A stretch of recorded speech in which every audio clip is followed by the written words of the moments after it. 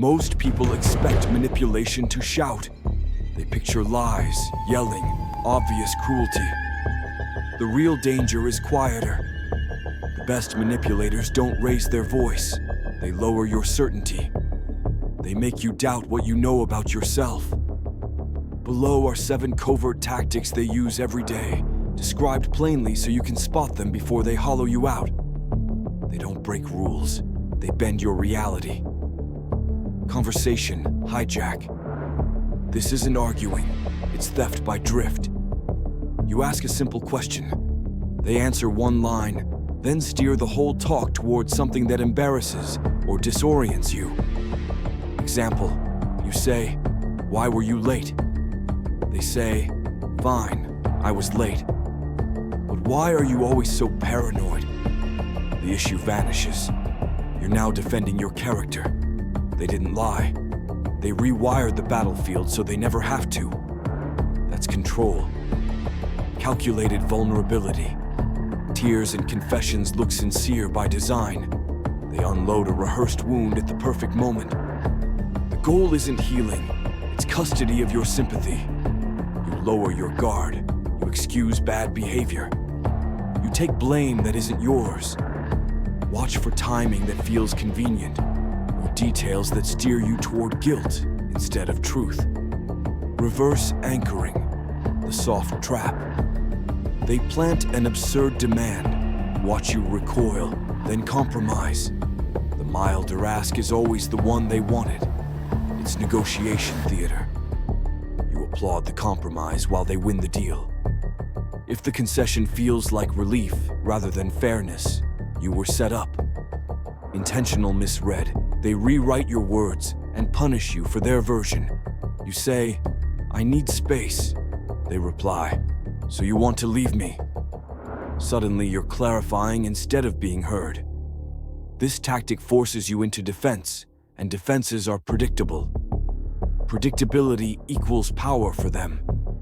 Repetition as reality, the illusion of truth.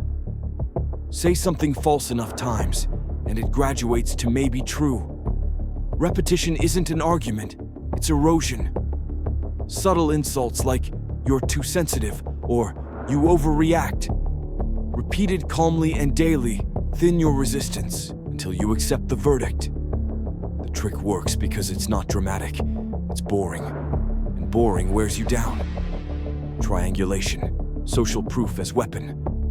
They recruit a third person, a friend, a colleague, a vague opinion, to validate their lies.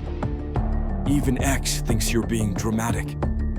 You suddenly face a crowd that only exists to back them up. The purpose is to isolate you, create doubt, and make you seek outside validation rather than trust your judgment.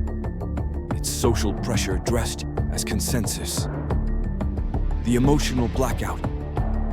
This is silence weaponized, not a break, but a withdrawal engineered to activate panic.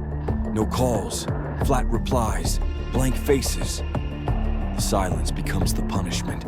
It forces you to self-interrogate. What did I do? Was I wrong? You apologize to stop the quiet. They get exactly what they want, control without confrontation. Why these work? They are boring, fragmented, and slow. They rarely leave bruises you can point at. They work in increments, eroding your instincts until the manipulator's version of events looks like common sense. How to stop it: 3 practical moves. Re-anchor. When the conversation diverts, bring it back. We're not talking about my attitude. We're talking about you missing the meeting. Name the theft. Pause before you explain. If you feel the pressure to justify, wait. Explaining is often what they want.